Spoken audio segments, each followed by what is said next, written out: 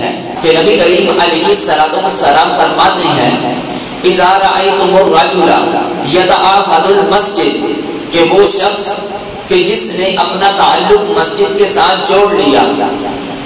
اللہ کے گھر کی خدمت کرتا ہے، اس کو تعمیر کرنے کی، اس کی دیکھ بھال میں کوشش میں لگا رہتا ہے، تو نبی کریم علیہ السلام فرماتے ہیں فَأَشْهِدُوا لَهُ بِالْإِيمَانِ تم گواہی دے دو کہ یہ بندہ مومن ہے۔ اللہ تبارک و تعالی جل جلالہ کو اس روئے زمین پر اگر سب سے زیادہ کوئی محبوب جگہ ہے تو وہ مسجدیں ہیں۔ سب سے زیادہ محبوب جگہ کون سی ہے؟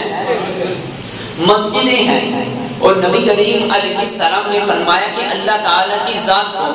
سب سے ناپسندیدہ جگہ اور بری جگہ جو ہے وہ بازار ہے۔ تو آج ہم اگر اپنا گریبان جانتے ہم اپنا محاسبہ کریں کہ آپ بازاروں میں چلے جائیں، ہر جگہ آپ کو بھری ہوئی ملے گی،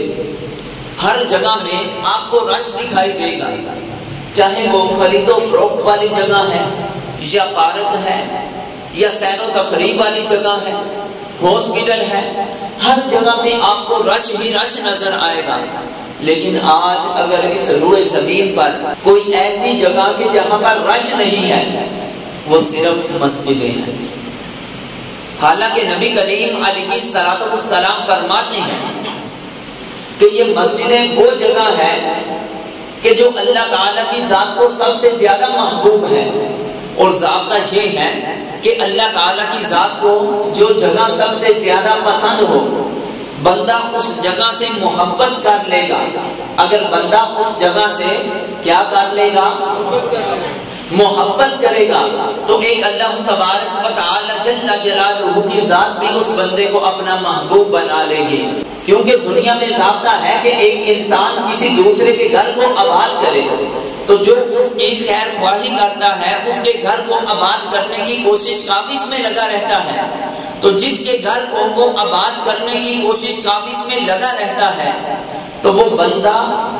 اس بندے کے گھر کو اجڑنے نہیں دے گا، کبھی بھی اس کا برا نہیں چاہے گا، کیونکہ اس کے بندے کے دل میں یہ خیال ہوگا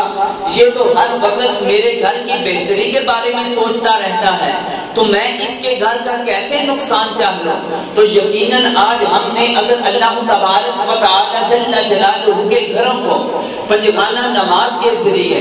مالی طور پر، جانی طور پر اللہ کے گھر کی خدمت کر کے اگر آج ہم نے اللہ تعالیٰ کے گھروں کو، مساجد کو آباد کر لیا، تو یقیناً اللہ تعالیٰ کی ذات ان اشخاص سے اتنا خوش ہوگی کہ اللہ کی ذات ان کے